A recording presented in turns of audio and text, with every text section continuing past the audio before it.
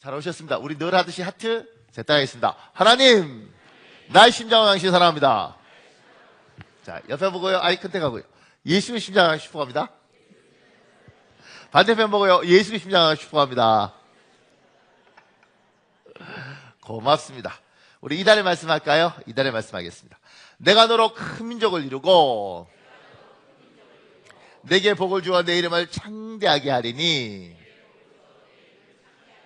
너는 복이 될지라. 너를 축복하는 자에게는 내가 복을 내리고 너를 저주하는 자에게는 내가 저주하리니 땅의 모든 족속이 너로 말미암아 복을 얻을 것이라 하신지라. 창세기 12장 2절에서 3절 말씀. 여호와 하나님, 나에게 복을 주어 내 이름을 창대하게 하옵소서. 내가 복이 되게 하옵소서. 우리 가족에게, 우리 교회에게, 우리 민족에게 내가 복이 되게 하옵소서. 나로 말미암아 땅의 모든 족속이 복을 얻게 하옵소서. 예수님의 이름으로 기도합니다. 아멘. 반드시 여러분의 선포대로 될 줄 믿습니다. 오늘 마가복음 6장과 역대상 23장인데 거기에 대해서 제가 밑에 간략하게 적었습니다. 각 직업마다 그곳에 오래 종사한 사람은 그 직업의 특징이 삶에 나타납니다. 각 지방마다 그곳에 오래 살았던 사람은 그 지방의 특색이 삶에 나타납니다. 그리고 각 종교마다 그곳에서 오래 신앙생활을 한 사람은 그 종교적 특징이 삶에 묻어납니다. 우리의 신앙적 특징은 감사입니다. 하나님을 섬기는 우리에게 감사는 입술에서도 행동에서도 눈빛에서도 진하게 묻어나야 합니다. 감사에 대한 이야기를 오늘 좀 하려고 합니다. 이게요, 직업이 그냥 말하지 않더라도 편하는 게 있더라고요. 전화 받을 때 단결 뭐 이렇게 하는 사람들 있지 않습니까? 그리고 뭐 말할 때 나가서 찾지 말입니다. 뭐 이렇게 괜찮단 말입니다. 뭐 이런 사람도 있죠. 네. 저희 아들은 군대를 갔는데 이렇게 말을 안 해요. 거의 민간인 수준이에요. 근데 이게 이제 군인들은 이런 식으로 말을 하잖아요. 그럼 우리가 들으면 저 사람 뭐지? 근데 직업이 군인인갑다 이렇게 알게 되죠. 군기 바짝 들면 말 재밌게 합니다. 했지 말입니다. 이렇게 이게 뭔 소리예요? 했지 말. 원래 군대는 끝이 다 까나 뭐 이렇게 끝나는 거잖아요. 했어요? 이렇게 하면 안 되지 않습니까? 모르시죠? 군대를 갔다 와야 돼요. 그래서 비웃으시면 안 됩니다. 나도 군대 갔다 왔어요. 군복도 입고. 잠깐만요. 이시동 집사님 현역 갔다 왔어요? 눈빛이 비웃는 것 같아. 저도 군대 갔다 왔어요. 자, 그리고 이야기하다 보니까 이제 지방도 드러나죠. 제가 한 20년 전에 전도 폭발이라는 훈련을 받으러 전라도 광주에 갔어요. 근데 처음 광주를 가본 거죠. 근데 그 광주 중앙교회인가 거기서 이제 훈련을 받는데 거기서 이제 목사들한테 제일 좋은 호텔을 그 당시에 광주에서 제일 좋은 호텔을 줬어요. 근데 지금 생각해 보면 그 광주에서 제일 좋은 호텔이지 옛날이잖아요. 여기서 보면 굉장히 수준 떨어지는데 근데 그 호텔에 묵었는데 그 호텔 주위가 다 이렇게 유흥가인 거예요. 왜냐면 제일 좋은 호텔이 유흥가 한가운데 있더라고요. 그래서 목사님들이 이제 바람 쐬러 나가자 그러고 나갔는데 지금도 안 잊어요. 나갈 때 어떤 양복 입고 뭐 이렇게 할 때가 말쑥하게 생긴 사람이 딱 저 잡고 첫째 한 마리 아저씨 아저씨가 아니다 아저씨 3만 원이면 오늘 밤 쫓아버려요. 그래서 제가 그게요 안 잊혀지더라고요. 그러니까 그게 딱 들으면 이 동네가 어딘지 알죠. 경상도 애들 만나면 원래 뭐 먹자 그럴 때 먹자 그러지 않고 묵자 그러잖아요. 묵자 묵고 뭐 죽자 뭐 이렇게 옛날에 그랬어요. 그러니까 이게 이제 동네들 특징이 있죠. 그러면 기독교인들의 특징이 뭐냐 이렇게 이야기하면 감사가 이렇게 정말 뚝뚝 떨어지는 것이 기독교인의 특징인 거죠. 돌아보셔야 됩니다. 이제 감사가 뚝뚝 떨어져야 되는 것이 기독교인의 특징이다. 기도는 우리도 하고 불교도 해요. 기도는 우리도 하고 이슬람도 해요. 근데 감사는 좀 다릅니다. 제가 조금 더 이야기할게요. 큰 1번에게 적었습니다. 누구에게 언제 감사해야 합니까? 작은 1번에요. 마가복음 6장 41절은 성자 예수님이 성부 하나님께 감사하신 것입니다. 감사는 복된 언어이고 감사하는 것은 기독교의 복된 문화입니다. 우리 마가복음 6장 41절에 있습니다. 여러분 읽으십시오. 시작.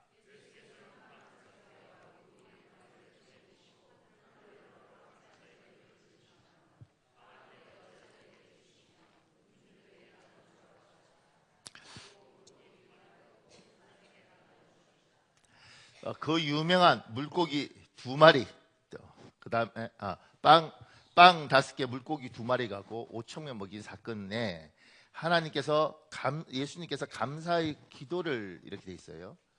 그러니까 이게 우리가 감사 그러면 자꾸 기도에 대해서 이렇게 연결하는데, 왜냐 하나님께 감사하니까. 근데 제가 왜 NIV 영어를 붙여놨냐면 He gave thanks예요. 그냥 하나님 고맙습니다 이렇게. 그러니까 여러분과 제가 감사를 하나님 앞에 감사할 때도 전능하시고 천지 만물을 창조하시고 하나님 이렇게 식사를 주셔서 감사합니다 이거 먹고 건강하고 이러니까 다 부담스러운 거예요. 제가 이렇게 식사 기도할 때 성도들한테 기도시키면 성도들 굉장히 부담스러워해요. 목사님 하세요 이러잖아요. 근데 그거 아십니까? 우리 목사들끼리 모여서 식기도는 김 목사가 해. 그러면 박 목사가 해.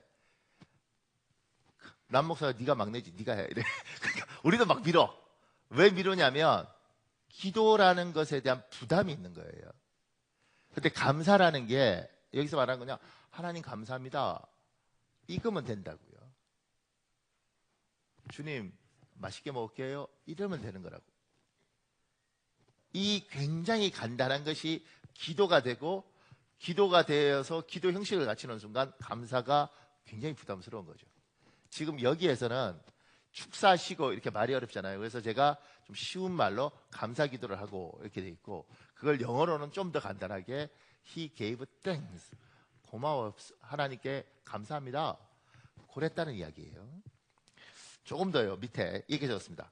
누구에게 감사해야 할까요? 나를 기분 좋게 해준 모든 대상에게 감사해도 될까요? 감사는 인격이 하는 것입니다. 그래서 우리는 하나님과 사람에게 감사합니다. 제50보병사단 강철부대의 식사에 대한 감사의 기도, 이게 있더라고요. 제가 읽어드릴게요. 오늘 우리에게 풍성한 식탁을 마련해 주신 신의 무한한 은총과 산과 들과 바다에서 땀 흘려 일한 많은 사람들의 노력과 봉사에 경건한 마음으로 감사를 드리며 자랑스러운 조국과 오늘의 나를 있게 하신 부모님께 깊이 감사드립니다. 여기 6명 이상 모여서 식사할 때 이렇게 해야 된다요. 이 부대는. 그리고 이게 뭐 진짜 사나이인가? 이렇게 나왔잖아요. 여기 가짜 사나이들 있죠. 군대 안 갔다 온 사람. 진짜. 근데 그 진짜 사나이에서 이거 하고 난 이후에 난리가 났어요. 불교에서 막 탄원서 내고 그 다음에 국방부에 연락하고 이러면서 이거 바꾸라고 이렇게 이야기했어요. 근데 뭘 할 때 감사하고 기도를 하고 그 다음에 감사를 이렇게 하는 건 우리의 특징인 거죠. 우리가. 근데 여기 이제 신에게 감사하고 하나님께 감사하고 부모님께 감사하고, 근데 조국에 감사하는 건 조금 개념이 달라요. 우리는 감사를 누구한테 하냐면 인격에게 하는 거예요. 근데 이제 이런 거 있잖아요. 차를 샀어요. 자급동차를. 운전 이렇게 해서 너무 새 차니까 좋아서 딱 세워놓고 이러죠. 차야 고마워. 갔다 올 동안 잘 있어. 뭐 이런 사람도 있잖아요. 없나요? 집에 가면 걔가 뭐 이렇게 하면 아유 내 새끼 고마워. 아빠 왔어. 걔 아빠. 아빠 왔어. 고마워. 뭐 이렇게 하는 사람도 있잖아요. 제가 차한테 고마워하면 차가 굉장히 부담스러워할 거예요. 뭐 어떻게 반응해야 될지 몰라서 뭐 말을 해줘야 될 텐데. 그러니까 우리는 세상 사람은 그렇게 재밌게 놀지 모르지만 우리는 차를 주신 하나님께 감사하는 거죠. 내가 개를 키우면 이 개를 주신 하나님께 감사하는 거예요. 그러니까 믿지 않는 사람들과 차이는 그 사람들은 달 보고도 감사하고 그 사람들은 나무 보고도 감사한 거예요. 그래서 마을에 큰 나무 있으면 그 나무에 빌고 감사하는 것이고 우리는 인격에게만 감사를 하는 겁니다. 하나님과 사람. 개는 인격이 없어요. 인격이 없어요. 그냥 귀여운 거죠. 귀여운 거. 조금 더요. 그 밑에요. 감사한 것은 마음속으로 가지고 있기만 하면 안 됩니다. 바깥으로 드러나야 합니다. 나에게 도움을 준 사람에게 감사를 표현해야 합니다. 이것이 능력입니다. 하나님이 이것을 통하여 많은 일을 하십니다. 감사는 인격이 하는 거랬지 않습니까? 그러니까 하나님과 사람에게 하는 거예요. 그리고 그걸 우리가 숙수로서 표현 못하고 좀 그래서 표현 못하지만 하나님은 이걸 표현하도록 하시고 이 표현을 통해서 하나님은 굉장한 능력을 행하십니다. 갖고 있으면 안 돼요. 그 인천에 유명한 이야기 있습니다. 우리 목사님들 사이에. 그분들 이제 은퇴할 때 다 돼가는데 몇 년 후면 어떤 내용이냐면 이런 거예요. 이 목사님이 여기서 자랐어요. 그 교회에서. 그래서 나중에 이제 그 교회 교역자로 되다가 다른 교회 부교역자로 갔어요. 그런데 다른 교회 부교역자인데 여기 장로님 어렸을 때부터 봤을 거 아니에요. 장로님이 이 마을에 여기 놀러 갔다가 목사님 만나고 이야기하다가 그 집에 잤어요. 근데 그게 명절이 가까웠을 때였거든요. 잤는데 아침에 장로님이 깨니까 어렸을 때부터 봤던 장로님이니까 장로님이 깨니까 이 목사님이 가족하고 아이들한테 다 한복을 입혀서 이 장로님한테 장로님 제가 어렸을 때부터 잘 자랐는데 지금 이제 이 교회를 떠나서 여기 부목사로 있지만 장로님한테 늘 고마웠는데 오늘 우리 집에 와서 이렇게 그 당시는 옛날이니까 뭐 잘 때도 별로 많지 않잖아요. 그러니까 집에서 주무시고 이렇게 했을 때 애들하고 미리 세배하려고 그럽니다. 그리고 가족이 다 해서 큰절을 쫙 했어요. 장로님. 이 장로님이 너무 놀란 거죠. 왜냐하면 뭐 어렸을 때부터 자라도 목사님이고 자기는 장로고 또 이렇게까지 나를 이렇게 그래서 가셔서 이제 다른 장로님한테 이야기를 했어요. 이 성이 이신데 그 목사님은 은혜를 알더라. 은혜를 감사를 알더라. 그리고 그렇게 이야기를 했는데 그 교회 담임 목사님이 갑자기 돌아가셨어요. 새로운 목사님을 모셔야 되잖아요. 근데 이제 그 논의를 할 때 어떻게 논의가 됐느냐면 잘 배운 사람 많고 똑똑한 사람 많고 인물 좋은 사람도 많지만 우리는 감사를 아는 사람, 은혜를 아는 사람을 데려와자. 그래서 이 목사님이 담임 목사로 가셔서 인천에서 참 예쁘게 목회를 하세요. 감사를 아는 거. 감사를 하면 그 감사를 가지고 하나님이 능력을 행하시는 거라. 왜냐하면 가장 기본적인 인간의 도리이고 가장 기본적인 성품의 도리예요. 그러니까 이게 안 되면 나머지 것들이 문제가 있는 거죠. 제 같은 경우에 저도 이제 제 모교에서 자랐잖아요. 그리고 우리 교회 담임 목사가 되고 3년째인가 2년째인가 시간이 지나면서 이제 사람이 철이 되는 거잖아요. 그러니까 저한테 이렇게 참 장로님이고 권사님들이 잘 되셨거든요. 근데 갚을 방법이 없는 거예요. 그러다가 이제 그 생각한 거죠. 제 사모한테 여보 우리가 좀 힘들더라도 이분들한테 고마움을 왜냐하면 내 결혼할 때 뭐 공부하러 갈 때 다 뭐 해줬는데 나는 아무것도 해드린 게 없어요. 왜냐면 바깥에 돌아다니고 이렇게 하지 여기가 결혼할 때도 뭐 해드린 것도 없고 아무것도 없었거든요. 그래서 저희 사모하고 연말이 되면 선물을 하나 하고 20만 원을 봉투에 담아서 어른을 한 분씩 찾아가면서 좀 드렸으면 좋겠다. 그래서 이제 그 애 한 분한테 하고 그 다음에 이제 우리 임 장로님이라는 분한테 이제 제가 장로님 잠깐만 뵀으면 좋겠어요. 그리고 이제 이렇게 전화해서 부르면요 장로님들이 굉장히 힘들어하십니다. 왜냐하면 돈 달라 그럴 줄 알고 힘들다 그럴 줄 알고 장로님 나오셨죠. 나와서 이제 저는 왜냐하면 제가 그분 서리 집사 때부터 봤거든요. 얼마나 긴 세월 봤어요.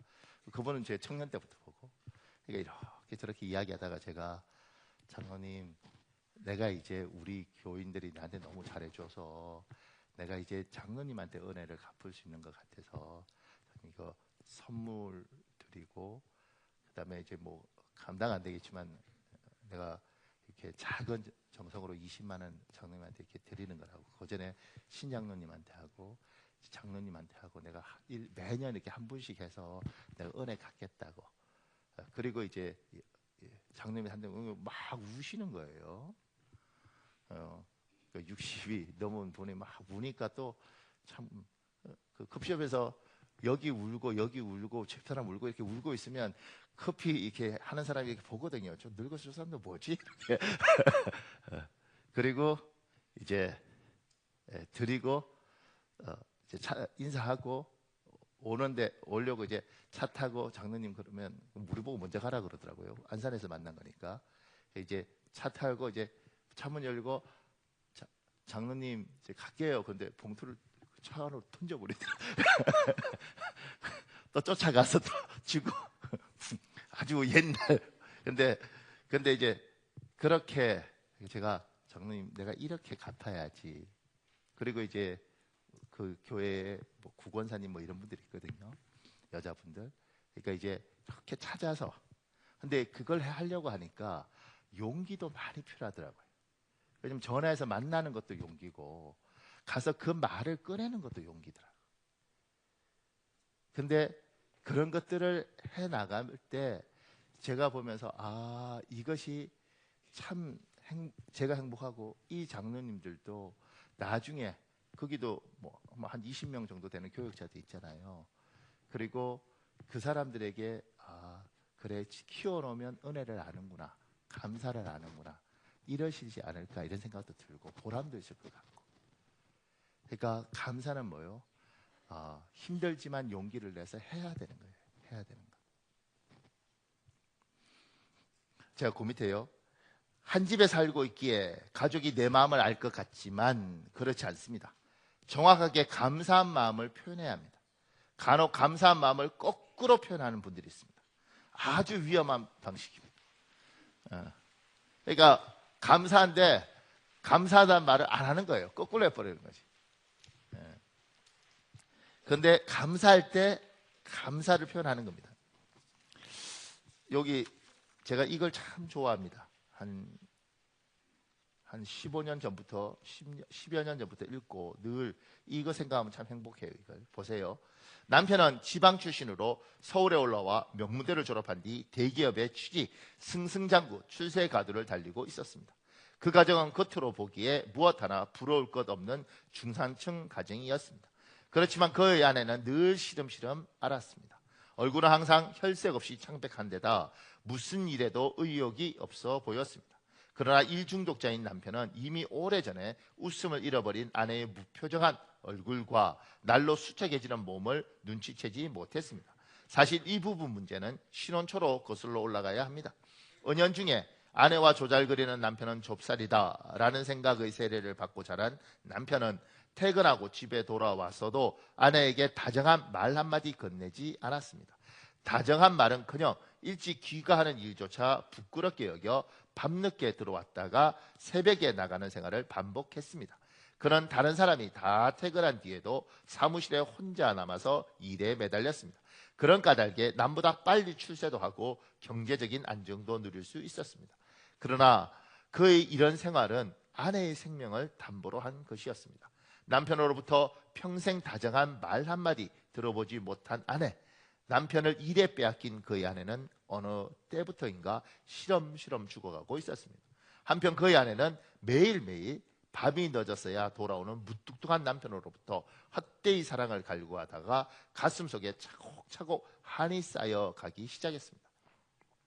사람은 사랑을 주고받아야 살 수 있는 존재입니다.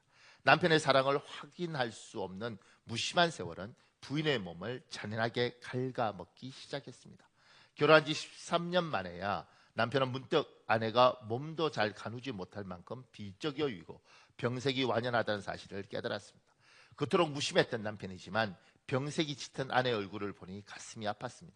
아내의 얼굴은 검게 변해 있었고 음식도 잘 먹지 못했습니다. 심지어 밥을 짓는 일조차 힘겨워했습니다. 남편의 가슴은 철렁 내려앉았습니다. 남편은 출근하기 전에 아내를 병원에 데리고 가서 종합검진을 받게 했습니다. 퇴근길에 아내를 데리러 다시 병원에 드는 남편에게 의사는 심각한 표정으로 고개를 내저었습니다. 의사는 부인의 병이 너무나 심각하기 때문에 지금 와서 어떻게 손을 써볼 도리가 없으니 집으로 데려가라고 말했습니다. 남편은 의사의 말이 이제는 수술하기에도 늦었으니 부인을 편히 가도록 해주라는 뜻임을 알았습니다. 남편의 가슴 속에는 말로 형용할 수 없는 회한이 밀려들었습니다. 이튿날부터 남편은 퇴근하자마자 곧장 집으로 돌아왔습니다. 집에 돌아온 남편이 하는 일은 저녁을 먹은 다음 말없이 신문을 펼쳐드는 것이었습니다. 하루 이틀 사흘 남편은 매일같이 일찍 들어와서 똑같이 행동했습니다.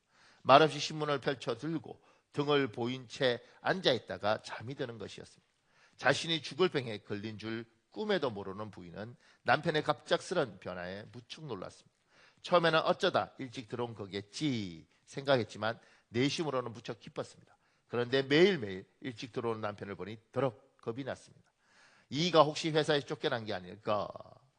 닷새째 되는 날 아내는 드디어 등을 돌린 채 신문을 보고 있는 남편을 유심히 살펴보았습니다. 신문을 보는 줄로만 알았던 남편은 울고 있었습니다. 깜짝 놀란 아내는 남편을 돌려세우며 물었습니다. 당신 회사에서 쫓겨났어요? 그런 거예요? 남편은 울어서 붉게 충혈된 눈으로 아내를 뚫어져라 쳐다보며 울먹거렸습니다. 여보 미안해. 그동안 내가 당신한테 너무했어. 나 때문에 당신이 이렇게 아프게 된 거야. 순간 아내는 자신이 심각한 병에 걸렸다는 사실을 직감했습니다. 삽시간에 절망감이 그녀를 덮쳤습니다. 손가락 하나도 꼼짝할 수 없을 만큼 전신에서 힘이 쏙 빠져나가는 느낌이 들었습니다. 아내가 충격으로 몸을 가누지 못하고 자리에 들어 누웠는데도 남편은 다시 제자리로 돌아가 신문을 집어들고 똑같은 자세로 훌쩍일 뿐이었습니다. 굳어진 남편의 마음이 이런 상황에서도 아내에게 사랑의 표현을 하지 못하도록 막은 것입니다. 그러나 그때부터 아내는 마음속으로 남편을 새롭게 깨달았습니다. 저리 무심한 사람도 아내가 죽는다니까 눈물을 흘리구나. 저 무심한 사람이 그래도 남편이라고 나를 생각하면서 밤마다 저렇게 울었구나. 그 성격에 우는 모습을 보이기 싫어서 신문을 펼쳐들고 날마다 숨죽여 울었구나. 아내의 가슴에 말할 수 없는 감동이 밀려들었습니다. 그리고 생전 처음 남편의 사랑을 온몸으로 느낄 수 있었습니다. 눈물이 쏟아졌습니다. 등을 돌린 채 숨죽여 우는 남편을 바라보면서 아내도 하염없이 흐느끼기 시작했습니다. 이렇게 이들 부부는 2달 동안 이런 식으로 밤마다 숨죽여 울었습니다. 부인을 감싸 안고 울 수도 있으련만 여성에게 다정하게 대하는 것을 졸정부로 여기는 문화의 영향에서 미처 벗어나지 못한 남편은 여전히 읽지도 않는 신문으로 얼굴을 가린 채 밤늦도록 어깨를 떨며 울음을 참았습니다. 이런 남편을 보면서 부인도 말없이 눈물을 흘렸습니다. 지나간 시간은 참으로 억울하고 덧없는 것이었지만 밤마다 자기 때문에 울고 있는 남편에게서는 형용할 수 없는 사랑과 미안함을 느꼈습니다. 아내 된 이로 무척이나 행복했습니다. 그렇게 2달이 지났을 때 남편은 놀라운 사실을 발견했습니다. 의사의 말대로라면 지금쯤 사경을 헤매고 있어야 할 아내가 오히려 얼굴에 살이 붙고 화색이 돌기 시작한 것입니다. 전에는 앉고 일어서는 것도 힘들어 보였는데 지금은 움직임이 훨씬 가벼워 보였습니다. 한눈에 봐도 아내의 상태가 호전된 것이 확실했습니다. 남편은 아내를 데리고 다시 병원을 찾았습니다. 아내를 곰곰이 진찰하고 검사한 의사가 환하게 웃으며 말했습니다. 축하합니다. 부인께 기적이 일어난 모양입니다. 무슨 약물인지 모르지만 부인의 병이 흔적도 없이 사라졌습니다. 완전히 정상입니다. 어떻게 된 일이죠? 14년 동안 남편으로부터 사랑받지 못했던 마음의 엉어리가 풀어지면서 아내의 몸에 기적이 일어난 것입니다. 사랑을, 감사를 표현하고 고마움을 표현하면 이게 능력입니다. 그러니까 내 마음속에 있는 걸 누가 알겠어요? 모릅니다. 그리고 가족 알겠지 눈치로 몰라요. 그러니까 감사할 때 감사해야 되는 거예요. 여보 살아줘서 고마워. 아니야 당신이 나하고 함께 해줘서 고마워. 그 말을 하는 겁니다. 그리고 그런 말을 할 때는 진지하게 하고 그런 말은 또 진지하게 받아주셔야 됩니다. 여보 살아주셔 고마워. 고맙지 잘해 이러지 말고. 저희 집사람이 밥을 해주면서 맛있게 먹어줘서 고마워요. 그래서 제가 고맙지 그렇게 자주 해 이렇게. 근데 고맙다는 말을 할 때 진지하게 하고 고맙게 받아야죠. 여보 함께 살아서 고마워 감사해. 제가 감사하죠. 제가 고맙죠. 이게요 기적을 일으킵니다. 그리고 아이들한테도 반드시 부모가 자식에게 이야기해야 됩니다. 우리 집에 태어나줘서 고마워. 우리 집에 태어나서 고마워. 제가 이 동네 보면서 좀 놀라는 건 이 동네는 아버지들이 잘난 경우가 너무 많아요. 그리고 대부분의 제가 많은 경우가 아이들이 아버지를 못 따라가는 경우가 많아요. 아버지들 훨씬 공부를 잘하고 아버지들이 열심히 산 사람들이 많습니다. 그리고 아이들은 그렇게 열심히 살 이유도 없고 그래서 아이들이 못났습니다. 아버지보다. 뭐 키도 크고 뭐 이러지만 게임 잘하는 거 빼놓고는 대부분 제가 보면 게으르고 나태한 애들이 많습니다. 그러니 열심히 살고 자수성가한 아버지 눈에 애가 만족이 되겠냐고요. 그리고 남자들이 이렇게 생각합니다. 자극을 줘야 돼. 그래서 애한테 자극을 주죠. 자극은 좋은 말 하면 자극이 안 되잖아요. 기본적으로 욕을 해야 됩니다. 야 이 새끼야 이렇게 살아서 살아남을 것 같아? 아빠가 어떻게 산 줄 알아? 그 순간 아이는 좌절할 수 있습니다. 걔는 그렇게 열심히 살 이유도 없고 왜냐면 우리가 잘해줬으니까. 그리고 그렇게 독하게 살 생각도 없습니다. 그러니까 애가 코너에 자꾸 몰리는 거죠. 그러니까 똑똑한 아버지를 둔 아이는 불행할 가능성이 많아요. 똑똑한 엄마를 둔 아이는 불행할 가능성이 많습니다. 우리가 걔들한테 무슨 말을 하지 않더라도 걔들은 주눅 들어 있습니다. 제가 저희 아이들하고 이야기 안 해봐도 저희 막내는 잘 모르겠지만 첫째나 둘째는 항상 아빠에 대한 부담이 있습니다. 목사잖아요. 어쨌든 부족하지만 다른 사람보다는 훨씬 도덕적으로 깨끗한 거. 제가 저희 아이한테 이렇게 말한 적이 있어요. 너 엄마 아빠가 너희 앞에서 싸우는 거 본 적 있어 없어? 없어요. 우리는 너희 때문에 싸울 가능성이 있다.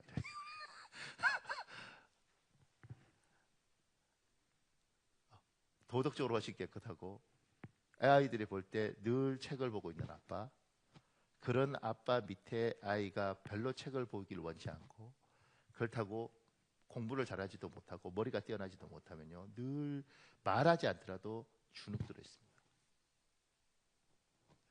그래서 제가 어느 날 그게 보이더라고요. 집에 가면 우리 둘째 같은 경우는 이렇게 있습니다. 그러면 아들 한번 안아보자. 안죠 이렇게. 사랑한다. 그리고 아들 우리 집에 태어나서도 고맙다 이래요. 제가 이렇게 하면 저희 아들은 저를 이렇게 앉는 게 아니고 이러고 있습니다. 그 예수 그리스도입니다. 이렇게 내가 고맙다. 허허허허. 누가 아버지인지 잘 모르겠어요.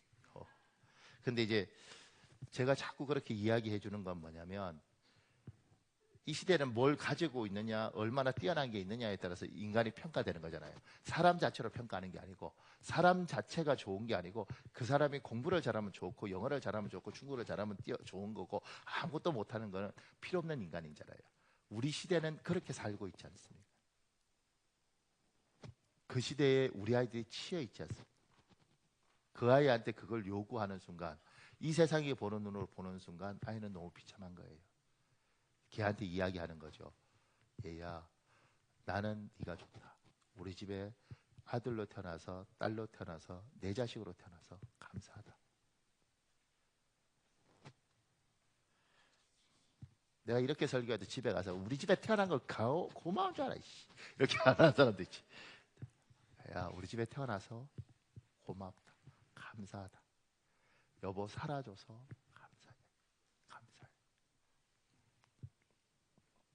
제가 그 밑에 2번 작은 2번에 언제 하나님과 사람에게 감사할까요? 역대상 23장 30절에 있습니다. 오늘 본문인데 여러분 읽어볼래요? 시작.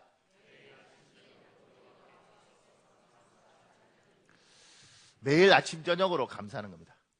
눈 떴을 때. 하나님 감사합니다. 잠잘 때 하나님 감사합니다.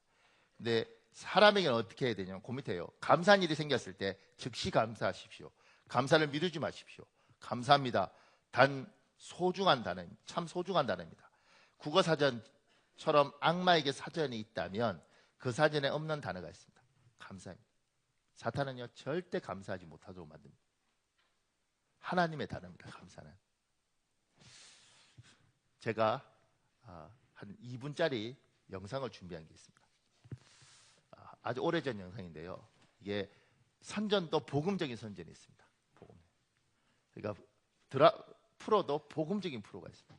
굉장히 복음적인 이거 뭐죠? 그 개그입니다. 보십시오. 재밌죠? 근데 저게 같은 개그를 해도요 막 웃는데 이게 허전한 개그가 있습니다. 허무 개그 같은 거. 그런데 어떤 개그는 보고 나면 여기 환합니다. 하나님의 것은 사람을 그렇게 만들어요. 그러니까 여러분과 제가 우리 나라에서 이제 잘못 훈련받으면 예배는 하나님 거, 기도는 하나님 거, 요기는 하나님 거, 저 세상은 사단 거 이렇게 생각해요. 기도 많이 교만하게 기도하면 그 기도가 죄예요. 모르십니까? 옛날에 어떤 장로님 대표 기도하려니까 대표 기도를 얼마나 길게 하는지 막 전 세계의 평화를 위해서 기도하니까 목사님이 그랬대요. 주님, 장로님 막 기도할 때 옛날에는 의자들이 이렇게 있고 장로님 대표 기도하면 목사님이 여기 이렇게 앉아서 같이 기도하잖아요. 목사님이 하나님, 우리 장로님 전 세계 지금 돌아다니면서 기도하는데 이 끝나지가 않으니까 제발 귀국하게 해주세요. 귀국. 정말 목사님이 귀국을 하셔서 북한을 위해서 막 기도하시고 목사님이 그렇게 기도했대요. 하나님 제발 김일성 이야기하고 막 이런 거 하니까 주님 남아하게 해주세요.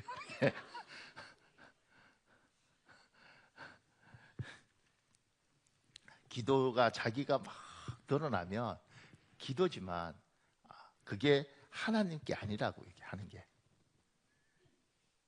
그러니까 감사라는 것은요 하나님이 우리에게 주신 것이고 우리가 이 감사를 막 하면 하나님의 것이기 때문에 주의가 밝아집니다.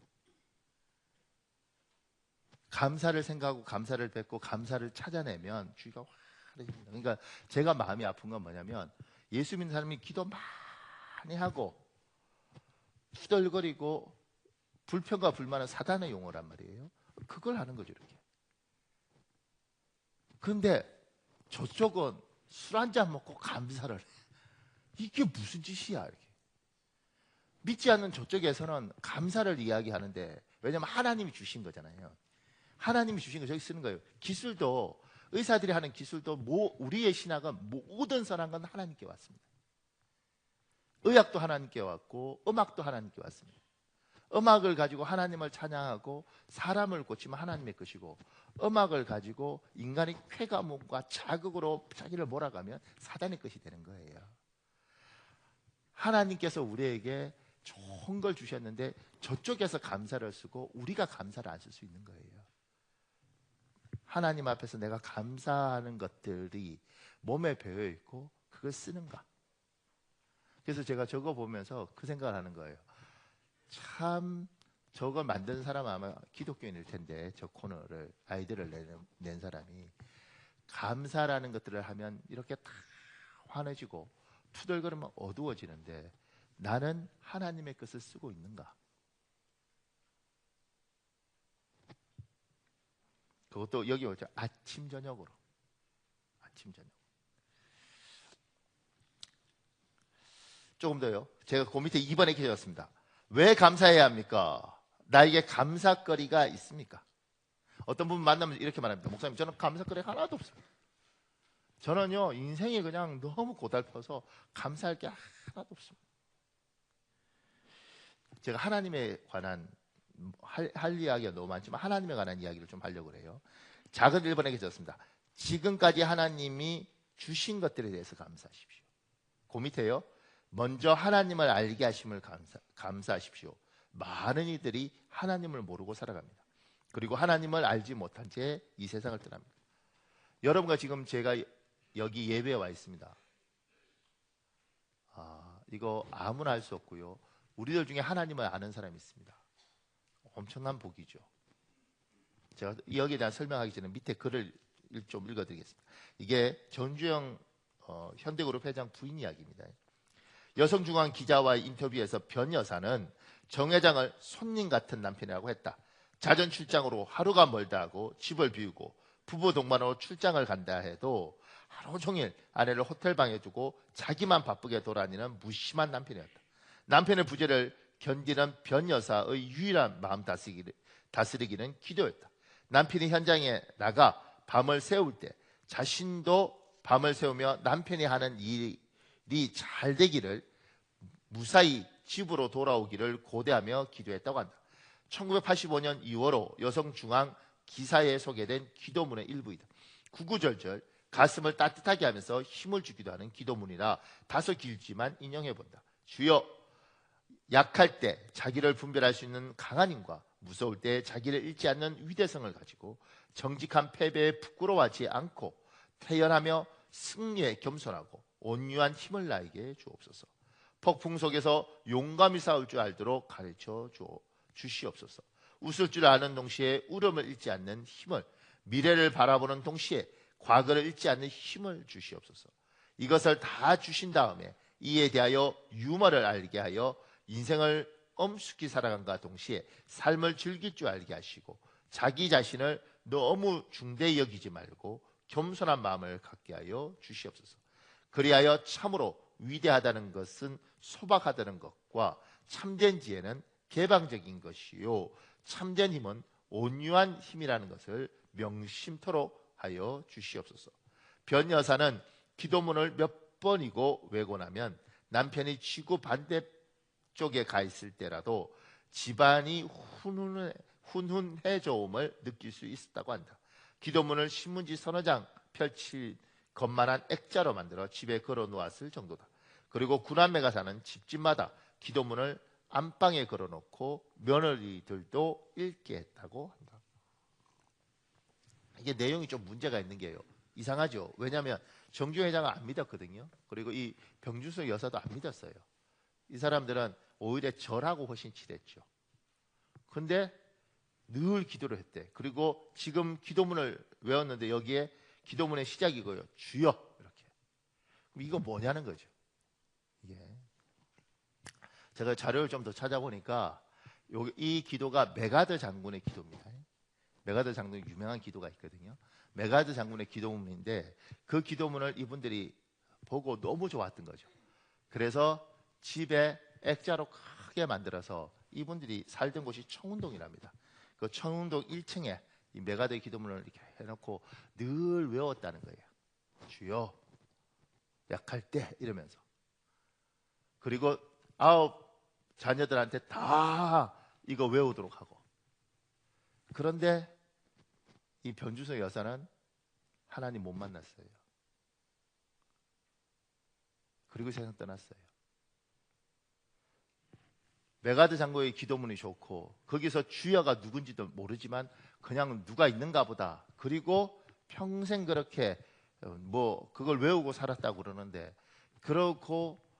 그럼에도 불구하고 하나님 모르고 세상을 떠났다고요. 저는 이런 생각이 듭니다. 하나님이 이분 만나 주셨으면 대한민국에 어떤 일이 있을까? 정말 돈 많은 사람이잖아요. 그렇죠? 근데 하나님은 이 사람은 안 만나 주셨어요. 근데 누굴 만나 주셨습니까? 여러분하고 나를 만나 주셨어요. 왜 우리를 만나 주셨는가? 우리의 믿음은 이거잖아요. 내가 믿으려고 노력할 수 있다. 그런데 믿음은 저분이 주셔야지 되는 것이다. 구원은 내 노력이 아니라 하나님의 선물이다.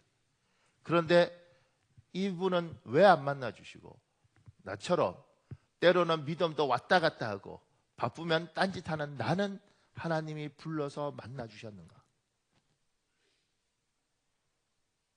목사님, 저는 가난하고 배고프고 아무것도 없어요. 사회적인 것도 다 날아가고 가질 것도 없어요. 제 같은 게 하나님이 저를 사랑하시겠어요?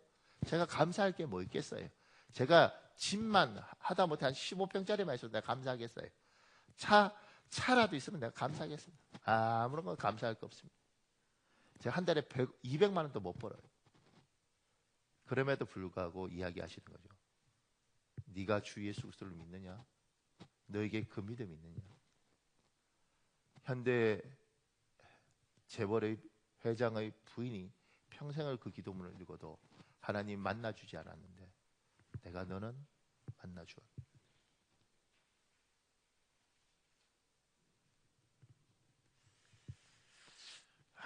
제가 그 밑에요. 믿음의 집안에 태어나게 하신 것에 감사하십시오. 믿음을 유산으로 남기신 부모님께 감사하십시오. 나에게 믿음을 전해주기 위해 노력하신 분들께 감사하십시오. 우리가 모태신앙 우습게 아는데 모태신앙 무섭습니다. 모태신앙 참 그 뿌리가 정말 무섭습니다. 그리고 진짜 힘들 때는 결국 하나님 앞에 올 수밖에 없는 게 그 사람들입니다. 믿는 부모를 보고 어렸을 때부터 교회에 끌려다니고 우리 엄마는 왜 교회를 다녀서 내가 꼭 20살이면 탈출해서 안 믿어야지. 그러다가도 정말 어려운 일일 때 하나님 앞에 결국은 살려고 하면 하나님께 오는 게 모태신앙입니다. 믿는 집안에 태어난 거 엄청 축복입니다. 그리고 여러분은 반드시 이야기하셔야 됩니다. 얘야, 너는 믿는 집안에 태어났고 우리 집안은 믿음의 집안이고 우리 집안은 하나님을 배반하면 안 된다. 전 제가 한 가장 잘한 일들 중에 하나는 저희 애 셋한테 늘 밥을 먹든 뭘 하든 얘들아 감사하지. 하나님 믿어야 된다. 우리 집안은 하나님 믿는 집안. 우리는 절대 하나님 배신하면 안 된다. 우리는 절대 하나님 배신하면 안 된다. 이거 심어주는 거죠. 그리고 반드시 하나님은 자기 백성을 기억하니까 반드시 너를 축복하는 것입니다. 제가 믿음이 어릴 때는요, 우리 애들이 목사 집안에서 태어났잖아요. 미안하더라고요. 목사는 가난하고 배고프고 이렇게 우리 시대에는 그렇게 배웠으니까 그렇게 살 줄 알고 가난하고 배고플까 생각해 애한테 늘 미안했어요. 근데 우리 애들이 어릴 때 제가 청년인 목사님 딸을 하나 만났거든요. 그래서 제가 걔한테 이야기하면서 우리 애들도 너처럼 이게 클 텐데 얘야 너 목사 딸로 태어나서 많이 힘들었겠지? 이렇게 물었다고요. 걔가 그러더라고요. 아니요. 안 힘들었어? 너희 집 부자야? 아니요. 근데 왜? 아버지가요 어렸을 때부터 너 목사 딸이야 복 받은 거야 막 이렇게 해서 20년 세뇌를 받고 나니까요 그냥 복인가 봐요. 이렇게. 제가 그때 회개했어요. 내가 잘못했다. 그리고 제가 바뀐 거예요. 여러분도 분명히 심어줘야 됩니다. 너 믿는 집안에 태어났다. 엄청난 복이다. 하나님 아무나 그렇게 아는 게 아니에요. 그리고 너는 할머니부터 쌓아둔 기도가 있어서 넌 반드시 복이 있다. 넌 정주 할머니부터 기도했으면 반드시 복이 있다. 아빠 제가 이렇게 안 돼. 염려하지 마. 반드시 하나님도 축복합니다. 이건 여러분이 하셔야 될 일입니다.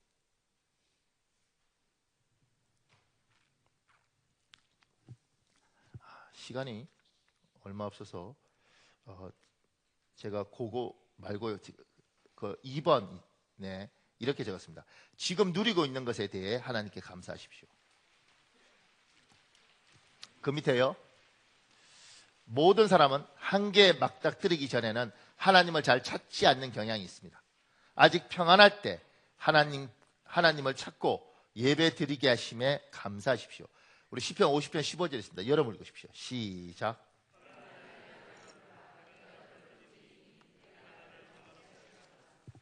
사람은 코너에 몰리면 하나님께 옵니다. 그러기 전에 평안할 때 그래도 순탄할 때 몸 병들기 전에 하나님 앞에 이렇게 예배 드리는 것에 대해서 감사하십시오. 여기 척스 윈도 목사님이 쓴 글 중에 이런 내용이 있습니다. 보세요. 그 일은 1968년 뉴욕행 비행기 안에서 일어났다. 의뢰 그렇듯 특별할 것이 없는 지루한 비행이 끝나갈 참이었다. 그런데 이번에는 그렇지 않았다. 비행기가 하강 준비를 시작했을 때 조종사는 착륙 기어가 걸리지 않는다는 사실을 알게 되었다. 그런 조종 장치들을 이것저것 만지면서 기어가 제대로 걸리도록 계속 시도했지만 헛사했다. 조종사는 지상관제팀에게 안내를 요청했다. 비행기가 공항 위를 선회하는 동안 비상대원들은 활주로를 포말로 덮었다. 그리고 소방차와 온갖 비상차량들이 제 위치로 이동했다. 그 와중에 조종사는 그들이 특기인 차분하고 침착한 목소리로 매번 어떤 조치가 취해지고 있는지 승객들에게 알려주었다. 승무원들이 침착하고 조심스럽게 승객석 사이를 돌아다녔다. 충돌 직전에 승객들은 머리를 무릎 사이에 넣고 발목을 잡으라는 지시를 들었다. 눈물을 흘리거나 절망감에 소리치는 사람도 있었다. 흔히 우리가 남의 이야기인 줄만 알았던 일이 나에게 일어나다니 라는 말하는 그런 경험이었다. 그때 착륙하기 불과 몇 분 전에 조종사가 인터컴으로 불쑥 안내 방송을 했다. 우리는 이제 마지막 하강을 시작합니다. 지금 제네바에서 체결된 국제항공규약에 따라서 여러분 중에 하나님을 믿으시는 분들이 있다면 기도해 주시기를 부탁드립니다. 맹세컨대 그는 정말 그렇게 말했다. 다행히 동체 착륙은 별탈 없이 성공했다. 부상자도 없었고 기체가 크게 손상된 것만 제외하고는 항공사도 그 사건을 거의 잊을 정도로 잘 해결됐다. 그런데 한 승객의 친척이 항공사에 전화를 걸어 조종사가 인용했던 기도 규정에 대해 물었다. 차분하면서 조심스러운 대답이 돌아왔다. 말씀드릴 수 없습니다. 놀랍지 않은가? 위기가 닥쳐야만 비밀 규약을 털어놓는다니. 벼랑 끝에 내몰리고 막다른 골목에 몰리고 갈 때까지 가고 도피처가 다 차단되어야만 우리 사회는 혹시 하나님이 거기 계실지도 모른다는 생각을 내비친다. 이 이야기를 듣고 나는 1980년에 세인트 헬레나 화산이 폭발한 직후에 텔레비전에서 보았던 인터뷰가 생각났다. 인터뷰를 하고 있는 남자는 직접 그 악몽 같았던 폭발 사건과 그 당시 녹음 소리를 가지고 화산에서 살아 돌아온 기자였다. 그는 화산이 폭발할 때 분화구 근처에 있다가 그야말로 죽을 힘을 다해 도망쳤다. 카메라와 마이크를 켠 채로 사진들은 초점이 맞지 않고 어두웠지만 소리는 생생하게 녹음이 되었다. 그 소리는 괴상하고 공개하기에는 지나치게 개인적이었다. 그는 거친 숨을 쉬고 흐느끼고 헐떡거리면서 하나님께 직접 말했다. 아무런 형식도 상투적인 문구도 없었다. 위기에 처한 피조물의 절박한 절규만 있었을 뿐이다. 아, 하나님 도와주세요. 도와주세요. 흐느낌이 점점 더 커졌고 갈수록 호흡이 가빠지고 침을 뱉고 목이 막히고 헐떡거리는 게 심해졌다. 너무 뜨겁고 캄캄해요. 도와주세요. 하나님, 제발, 제발, 제발, 제발. 그것이 없었다면 드러나지 않았을 영혼의 숨은 진실을 드러내는 것이 위기다.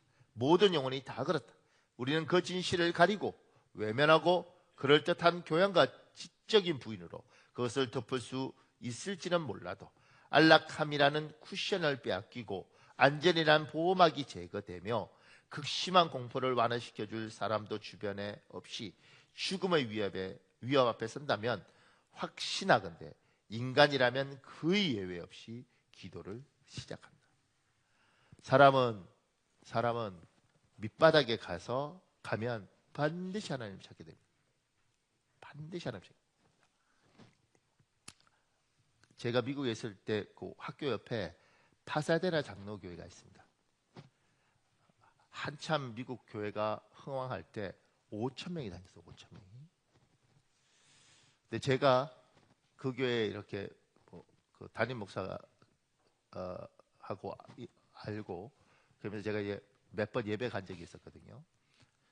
그런데 한국인 예배가 있고 미국인 예배가 있는데 미국인 예배는 제가 세봤어요. 몇 명인가. 100명이 안 되더라고요. 5천 명이 있었는데 100명이 안 되는 거예요. 100명이. 그런데 이제 그게 좀 특이해요. 이렇게 미국 목사가 담임 목사고 미국인 회중, 한국인 회중, 일본인 회중 이렇게 있다고요. 근데 한국인들은 한 600명, 700명 되는 거예요. 그러면서 이 담임 목사님이 그러는 거예요. 뭐라고 이야기하냐면 저 할머니들 봐봐. 다 늙었잖아. 그러니까 우리가 한 15년만 버티면 저 사람들 다 죽으면 우리가 왜냐면 다 그 미국 교회 소속이니까 우리가 이 교회 차지할 수 있어. 이렇게 이야기하더라고. 이게 복음적인지 잘 모르겠어. 근데 하여튼간 굉장히 똑똑한 목사님인데 저보다 2살인가 1살인가 많아요. 친구처럼 이제 지내자 뭐 이러고 이랬는데 근데 그 9.11 테러가 있었을 때 있지 않습니까? 옛날에 미국 교회가요 꽉꽉 차는 거예요. 비행기가 와서 팍 부딪히는 순간 세계무역센터 무너지고 이랬을 때요. 그 다음 주에 미국 교회가 가득 차는 거예요. 위기를 느끼니까 살아야겠고 하나님 앞에 매달리는 거예요. 성경책을 찾을 수가 없어요. 왜냐하면 봉이 나버렸어요. 사람은 바닥에 가면 하나님을 찾아요. 여러분과 저 중에 지금 여기서 예배 드릴 정도면 그 정도 아닐 거란 말입니다. 그러면 지금 이 예배 드리고 있음에 감사하고, 그리고 이걸 놓치지 않았으면 좋겠습니다. 참 많은 사람들이 늘 하나님이 우리를 만나주셔서 감사하고, 그 하나님은 착하시고 오래 기다리시니까 내가 무슨 짓을 해도 그분은 봐주는 줄 알아요. 하나님은 봐주십니다. 근데 사단은 봐주지 않아요. 그래서 세상이 끌고 다니면서 나를 병들게 할 만큼 병들게 하고 다시 회복시킬 수 없을 만큼 망가뜨리고 난 이후에 하나님께 돌아오는 사람들이 있습니다. 그리고 하나 앞에 쓰면 눈물밖에 없는데 다시 회복하려면 나이가 너무 많이 들었고, 다시 회복하려면 기력이 너무 힘이 들고, 다시 회복하려면 너무 많은 걸 잃어버린 거예요. 그런 사람을 상대할 때마다 속이 너무 상한 거죠. 지금 이렇게 좋을 때, 그래도 아직 힘이 있고 다시 회복될 수가 있고 아직 기력이 있을 때, 이때 예배 드리는 것에 대해서 감사하십시오. 그리고 하나님을 떠나지 마십시오. 하나님을 버리지 마시고 하나님을 멀리하지 마시고 하나님을 믿도록, 조금 전에 변중석 여사 같은 사람을 하나님 안 만나주셨는데 여러분과 저는 만나주셨잖아요. 하나님은 자기 것을 절대 포기하지 않습니다. 여러분이 하나님을 떠나면 반드시 주께서 가서 찾아오십니다.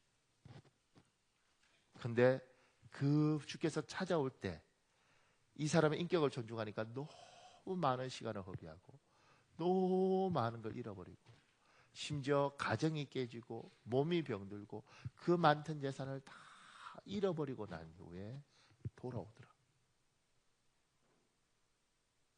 그 찬양이 있었죠.